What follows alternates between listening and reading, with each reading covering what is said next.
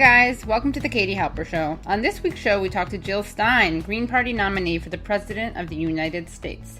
We did it as a live taping in front of an audience at the Brooklyn Commons. In fact, our next live taping will be the day after the election, Wednesday, November 9th, at 7 p.m. Eastern Standard Time, also at the Brooklyn Commons, at 388 Atlantic Avenue. Our guests will be Jeremy Scahill and Amber Ali Frost.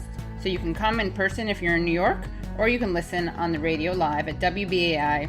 That's 99.5 FM, 7 p.m. Eastern Standard Time. As always, you can subscribe to us, rate us, and review us on iTunes, and we would love you forever if you did that. You can follow us on SoundCloud, and we have launched a Patreon. This is a way that you can support us for the free love, labor that we put into this podcast for absolutely no money whatsoever. In fact, you're going to hear Jill Stein, but if you want to get the rest of this Jill Stein interview, you can become a Patreon supporter. It's really easy. You just go to patreon.com/The Katie Halper Show, and you subscribe for $3 or more, and you'll get the rest of the Jill Stein interview. If you subscribe for $13 or more, we'll even give you video. So go to patreon.com/The Katie Halper Show. Check out all the cool bonus content that you get when you sign up at different levels. See you next week when we'll be talking to Jeremy Scahill and Amber Ali Frost. Oh, hey, welcome to the Katie Halper Show, everybody. Give yourselves a round of applause for coming out tonight. We love doing this live show once a month. Every month we do this. It's been great so far. I'm Gabe Pacheco, your lovely co-host, and I'm going to give the floor right now to the one and only Miss Katie Halper. Thank you, Gabe. Yeah. Gabe Pacheco. Hi, everyone. Welcome. Thanks for coming.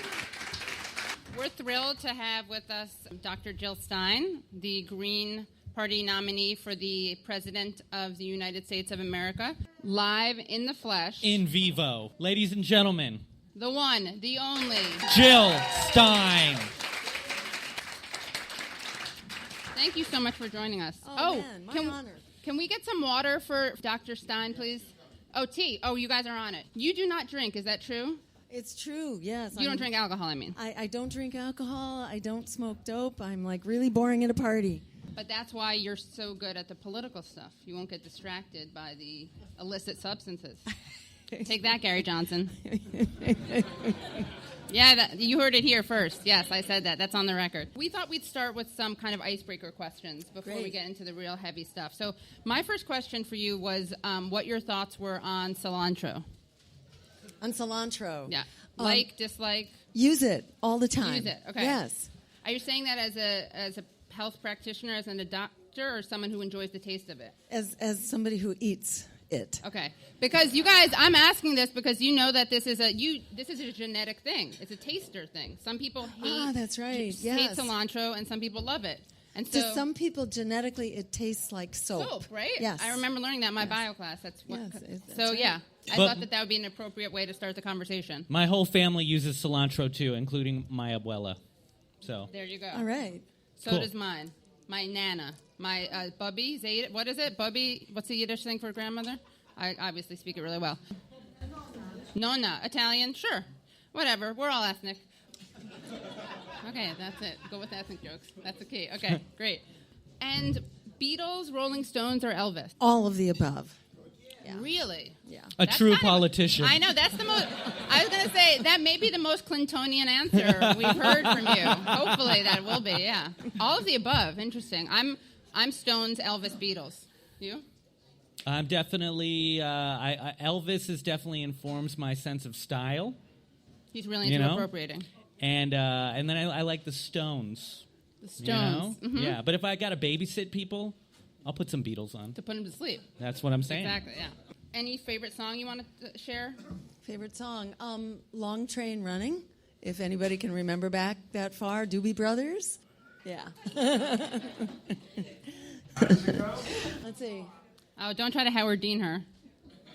Without love, where would you be now? Over and over and over again? Yeah. Oh, I know that song. I didn't know that's what it's called. Yeah. Wow, Long Train that's Running. great. I bet you didn't expect that we'd ask you to sing. No, I did not. And the improv skills, great. You yes-and us right away. Good job. That was awesome. Is this the first interview you've sung at? Yes. Yeah. Historic moment, guys. You were here. You witnessed it. Gabe, do you have an icebreaker question you want to ask? which third-party candidate in history would you have gone on a date with? It could be platonic, maybe get just coffee. Oh, man. How about starting with Abraham Lincoln, third-party candidate? Ooh. So you like them tall, dark, and lanky. You know, not shy about shaking things up. On the dance floor. And all over, yes. And politically. And economically. He had a special move called the abolition. Yes, that's right. And he was called a spoiler, by the way. Oh, yes. Yes. Do you want to tell us more about that? Well, the parties of abolition were all called spoiler parties because they were challenging a really corrupt and entrenched system of power like the Green Party is doing today. So we're spoiling a very destructive and corrupt system, and we're in really good company. Right. So, question for you. What stories today in the news did you hear about that made you really angry? From today's news, it's the assault on the courageous indigenous leaders at Standing Rock, which is intolerable and inexcusable. And we have to do everything that we can to mobilize against it. In fact, we did a live stream to help get the word out that we all need to be going to their website, sacredstonecamp.org, to support them in any way you can, including financially, because there's a big legal assault. You know, they are very close to completing that pipeline now. They're really within a quarter mile or so of the Missouri River. This is an outrageous violation of the treaty rights that belong to the Standing Rock Sioux Nation based on this treaty of Fort Laramie, which is the law of the land. We verified this treaty back in the 1850s. It still holds. We're also violating the UN Commission on Indigenous Rights, which says that indigenous people have a right to informed consent before there's any major infrastructure development or invasion of their property. And that has not been done. So this is just a flagrant violation of laws, treaties, human rights, the survival of our climate, our water supply. The real vandals who should be charged here are the executives of the Dakota Access Pipeline, not those who are resisting it. Well, I do think that what you said was very committed and passionate, and you're on the right side of history. I'm a little torn because Hillary Clinton had something very good to say on this issue, too. I want to read this to you. This is a statement that one of her spokeswomen issued. Secretary Clinton has been clear that she thinks all voices should be heard and all views considered in federal infrastructure projects. Now all of the parties involved, including the federal government, the pipeline company, and contractors, the state of North Dakota, and the tribes, need to find a path forward that serves the broadest public interest. As that happens, it's important that on the ground in North Dakota, everyone respects demonstrators' rights to protest peacefully and workers' rights to do their job safely. Ooh. So even Clinton's biggest fans were embarrassed by that. It's not a good look when Joy Reid actually made fun of her for that. Dr. Stein, we also had an episode where we interviewed Crystal Tubles. Yeah. Who is an activist down there right now, a water protector in North Dakota. So that's an old episode you guys can check out, too. Cool. Fascinating stuff. And there's very little media coverage for this out there in the mainstream media, but it blew me away when I heard about it because I didn't know that they were bulldozing a sacred space. Yeah, it's like a parody. It's a self-parody. They're literally bulldozing sacred burial grounds. They're digging up people's graves. You couldn't... if I read about this in a screenplay, I'd be like, that's too over the top. Imagine if we took a United States sacred spaces, like the battlefield at Gettysburg, and we just put wind turbines on them. Or well, if we had to put something on them, that wouldn't be a bad thing to do. That'd be sensible, right? Like wind turbines? Yeah, exactly. You're like, imagine if we put homeless people shelters there. Oh... Yeah, or how about we bulldoze our way through Arlington National Cemetery? Yeah, that is the equivalent of what's going on. For an 8-lane highway. Yeah. We can get more Costco products back and forth.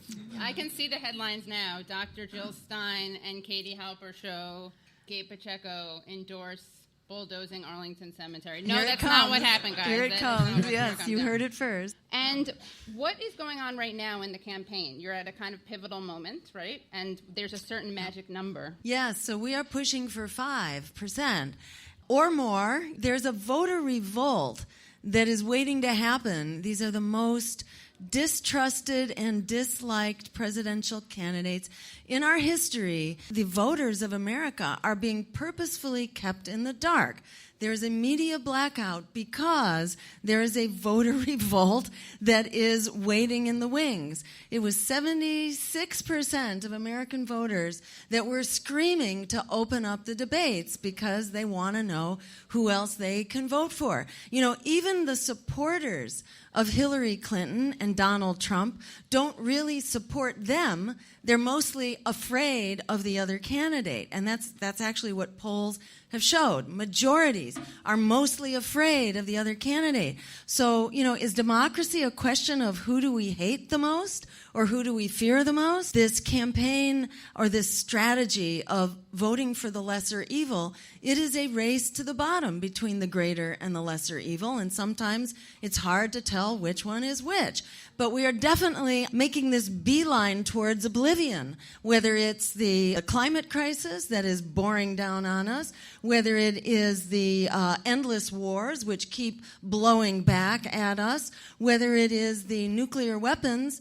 The former president of the Soviet Union, Mikhail Gorbachev, actually said last week that we are in the most dangerous nuclear moment in all of history. We're basically looking at the Cuban Missile Crisis in reverse and on steroids right now. And you got Hillary Clinton, who wants to start a war with Russia by declaring a no-fly zone. That, in so many words, is declaring war on Russia. I won't sleep well if Donald Trump gets elected, but I would not make the mistake of sleeping well if Hillary Clinton gets elected. However, I will sleep well by standing up and fighting for every ounce of my strength for the transformative change that is within our reach. And just one more thing I want to lay out there.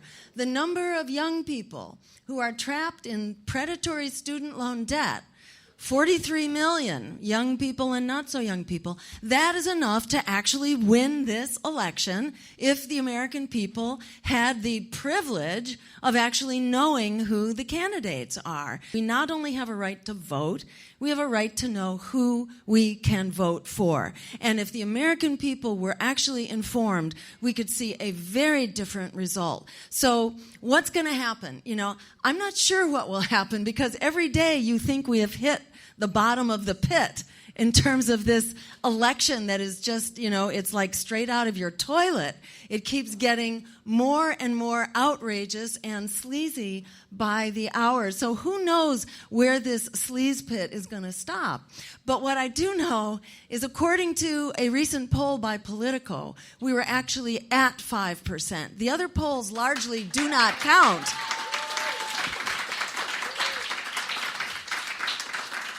Most conventional polls are only looking at likely voters, not the unlikely voters in this unlikely campaign that could actually turn this election on its head. Instead of splitting the vote, we could actually be flipping the vote. But at the very least, if we get to 5%, it is a whole new ball game. It means we get $8 to $10 million guaranteed for the next presidential election, and it means we have automatic ballot access in most states. So that means we hit the ground running, which we're going to do no matter what.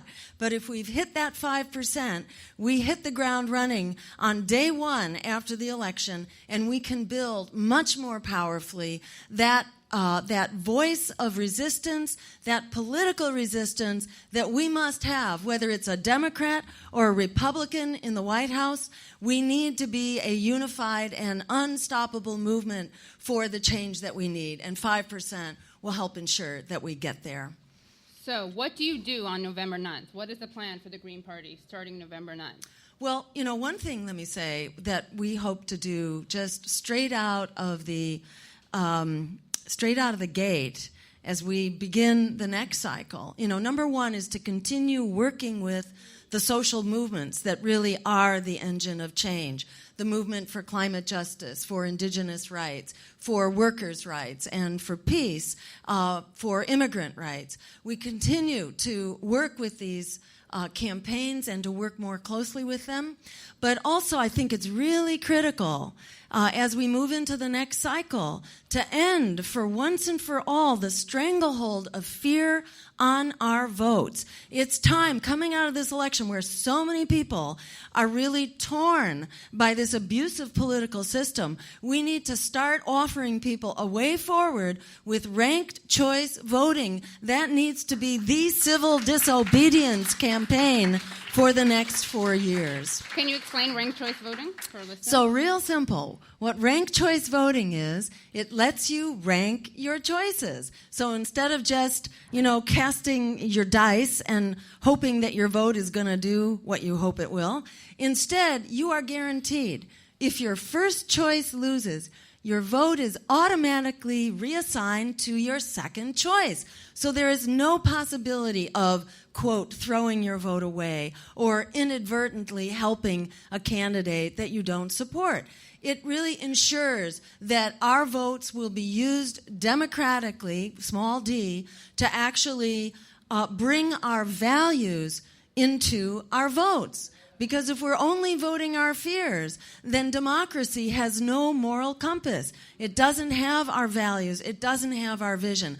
But that's what it desperately needs if we are going to get out of here alive. So that's what we got to do. What's your favorite of the smears? I feel like there are three general smears. So you're a Putin stooge. There's the you're doing this to get rich.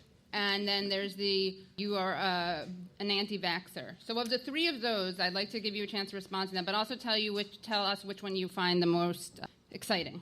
I find it really exciting when people tell me that I'm anti-science after more years of science education than I think many of the people in this room are of age.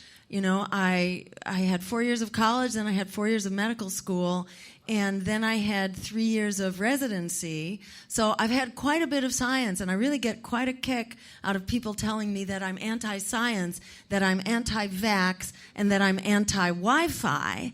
And I believe that science should be allowed to actually ask real questions without censorship and interference from corporate America that may not like the questions that are being asked.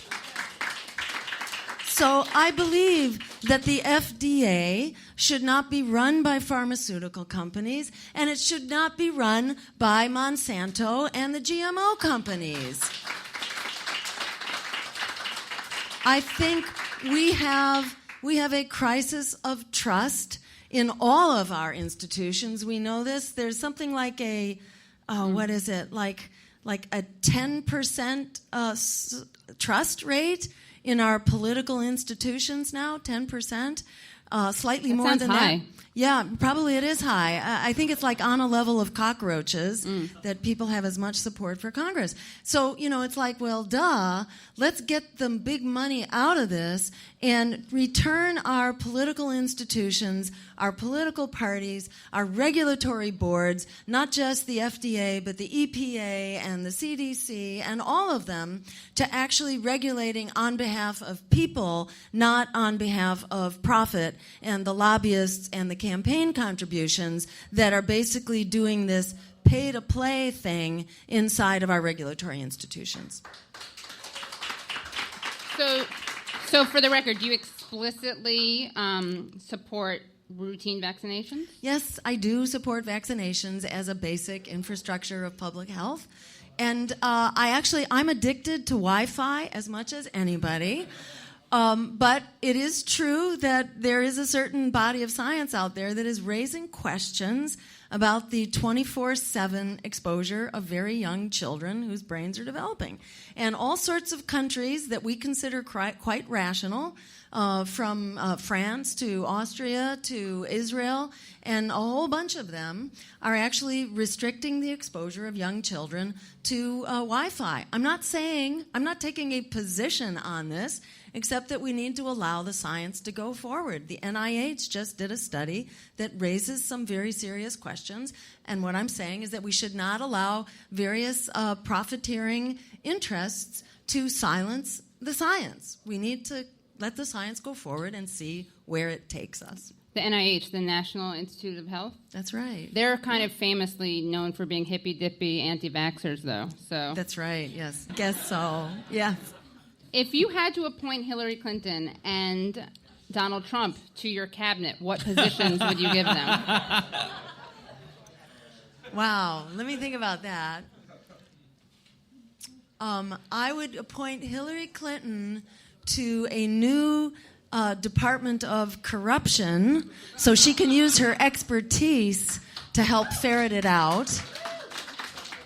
And Donald Trump, I would appoint to a new position overseeing sexual predators, since he knows so well what they do and how they operate. He'd probably embolden them, though, give them tips. Yeah, you may want to reconsider that. I want to talk about sexism, because apparently it's something that happens to Hillary Clinton, but nobody else in the presidential race. Can you talk about if you have faced any sexism from either Trump supporters, Clinton supporters, or anyone, how you feel aware of your gender in this race? I have not actually been accused of being sexist for running in this race, but I know a lot of my supporters have been accused of being sexist for not supporting Hillary Clinton. But, I think those who take that position don't quite get it, because being a sexist actually is not about the gender of the candidate so much as the agenda of the candidate. And in fact, if you look at the agenda of the other woman in the race and her history, it actually hasn't been very friendly to the cause of women and children. When you are depressing minimum wages in Haiti, which were 60 cents an hour, Hillary Clinton led the charge to push those wages down from 60 cents an hour down to 40 cents an hour. I don't think that's a very friendly thing for women, for children, for men, or for workers of any sort. I also don't think it's friendly to women and children to be bombing millions of women and children overseas when there are more peaceful means of working out international problems. Like Walmart. Another thing she's into. Yes, I think being on the board of Walmart, one of the most exploitive, predatory corporations out there, I don't think that is especially friendly to the cause of women. I think dismantling the social safety net, aid to families with dependent children, which was, the fabric of the social safety net that was essentially torn apart by Bill Clinton with Hillary's support. I don't think that was friendly to women and children, to throw 1 million additional children into poverty. So I think in this race, in order to be a feminist, the good news is you don't have to be a militarist, an imperialist, and a corporatist. You have another choice who actually supports the real issues and substance of feminism. As someone who you ran for president in 2012, you've been in the Green Party for a while now. You've been ahead of the curve, right, in terms of third-party membership. I wanted to know, though, if you felt something changed and shifted in this election. Because for me, there was something new about this election. I think that having Sanders in the race kind of opened people's eyes up to something that we knew on an intellectual level, like the DNC corruption, how rigged everything is, but it happened on a kind of visceral level. And I feel like I'll never look at politics the same way. Did you see that? Even someone who was in the Green Party, did you experience anything like that? Did you see it happen in others? Absolutely. And, in fact, I was in Philadelphia during the DNC just after those, really shocking emails had come out showing how the fix was in from the very start and that Bernie was basically sabotaged by the Democratic Party. And, it's like people were learning in real time that you can't have a revolutionary campaign inside of a counter-revolutionary party. Yeah, Bernie did everything right. He totally went by the rule book. He did everything possible to have created a real movement inside the Democratic Party. And he was in the end, they used their kill switch on him, their kill switch to shut him down, which they had used on Dennis Kucinich, which they had used on Howard Dean, who was, a peace candidate, if not a progressive. Remember the Dean scream? Right. And before that, against Jesse Jackson, they had done a smear campaign against him. So it was really clear that this is not what the Democratic Party does, that the Democratic Party does a kind of bait and switch. They create a friendly face to keep people inside the party, and then at the last minute, they destroy that true revolutionary, and you're stuck with a Hillary Clinton. And I was in Philly, and it was incredible. How many people here were in Philly? Yeah, so it was like being in a parallel universe. It was just a different world altogether. It was so amazing to see the power and the passion and the vision of the Bernie people. I felt like I was a grief counselor, I felt like a social worker, and there were so many people who were trying to figure out how to deal with the incredible abuse that was inflicted on them. And I sort of feel like I am a political therapist that helps people break up with an abusive political relationship and get our lives back. We wish we could quit them. We wish we could quit the DNC, right? I quit the DNC, but yes. I think a lot of people feel that way. Yes, it opened the floodgates into our campaign because suddenly people realized you really need a politics of integrity in which we can build. And on the day that Bernie endorsed Hillary, the floodgates opened. Our campaign contributions hit the roof. The volunteers just poured in. Our social media went ballistic, and it hasn't stopped. Whatever happens, on November 8th, I feel like we have won because we have found each other and that there is this unstoppable force now. There is no going back once you've seen it. And there's going to be so much buyer's remorse starting on November 9th. You can be sure there are so many people who are going to be ruining the day for what they have created. And remember, who created Donald Trump? The DNC created Donald Trump in the first place. And now they're looking for someone else to blame it on. When you say the DNC created Donald Trump in the first place, what are you referring to? So, some of the emails that were leaked showed that this was actually their plan to use their collusion with the corporate media and to do everything that they could to boost the credibility, particularly of Donald Trump, but also Ben Carson and Cruz. They really wanted to lift up the nutcakes so that Hillary would have a fighting chance. So, unfortunately, Hillary, is very hard-pressed because her track record as the queen of corruption just keeps coming out. Bernie could have defeated Donald Trump hands down. The Democrats have no one to blame but themselves, and we are here to stand up and keep fighting and to build that politics of integrity that cannot be stopped. We are the ones we've been waiting for. Do not let them make you forget that. Do not drink their Kool-Aid, not for a second. Well, and now, of course, now that Sanders has endorsed Hillary, now that Hillary has a nomination, of course, now people are saying, oh, yeah, Sanders could have beaten Trump for the first time. I mean, we all said that before, but so we have a bunch of questions that we'd like to ask from the audience. Is Memphis here? Okay, can I read your question? You're 12, right? Okay. Wow. Okay. How do you feel being compared to Hillary Clinton, even though she's a hypocrite who still won't talk about the emails? We have to engage the youth. It's like they won't compare me to Hillary Clinton because I look so good compared to Hillary Clinton. Oh, yeah. I say make that comparison any day on who is funding, our two campaigns. I'm being funded by anonymous people, basically, on the internet, making small donations. We know where Hillary's money is coming from. It's from the big banks. It's from the war profiteers. It's from the fossil fuel companies. And she is delivering to pay back the hands that are feeding her. So, whatever you look at our policies on workers' rights. Look at our policies on minimum wage. I'm calling for a living wage, minimum of $15 an hour.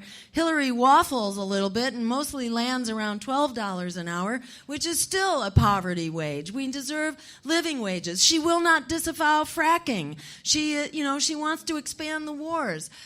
She does not have a solution for mass incarceration, nor for the incredible crisis of racism in our communities. We are calling for a Truth and Reconciliation Commission, as well as for reparations to get to the bottom of this ongoing crisis of racism. Yeah, I get it. I have a question for you right here. Look, if this presidential bid is unsuccessful, what is next for you, Dr. Jill Stein? So, I am a mother on fire. From the time I first discovered that there was all this toxic stuff in our bodies that was actually having an impact on brain development of children starting in the womb. So it's stuff like lead, but it's also stuff like mercury and PCBs and dioxin and all these other names that you wouldn't recognize in a million years unless you were a policy wonk and a geek on this. But, I began to realize that, oh my God, that this predatory economy that is squeezing the lifeblood out of us, that is exploiting workers, that is exploiting our natural resources and our natural environment, that has really come back to haunt us in a way that it is actually devastating our health. And I realized from that point on, I could not do anything except fight this system. So, here I am. I don't have a choice. Like many of us out there, we don't have a choice. We are fighting for our lives, as Robin herself has said. She's running for her life. We are all fighting for our lives at the moment and for our lives 10 years down the line, whether it's keeping a roof over your head, whether it's getting out of debt, whether it's fighting for health care, and tens of thousands of people die every year for lack of health care, which is a national scandal, whether it is the climate crisis or poverty or wars that are blowing back at us. We're not going to get out of here alive unless we fix this. We are on one small boat. We are going to sink together, or we are going to sail together. So, I've been recruited to do a whole lot of different things here in the course of this fight, and some of it is running for office, whether it's for state rep or for Secretary of State, for governor, and in the last two elections for president.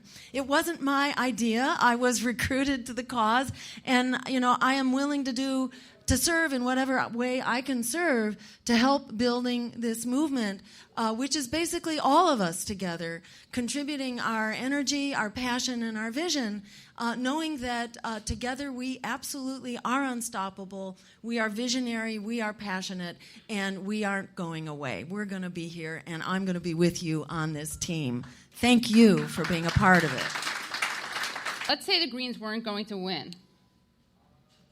Okay, hypothetically.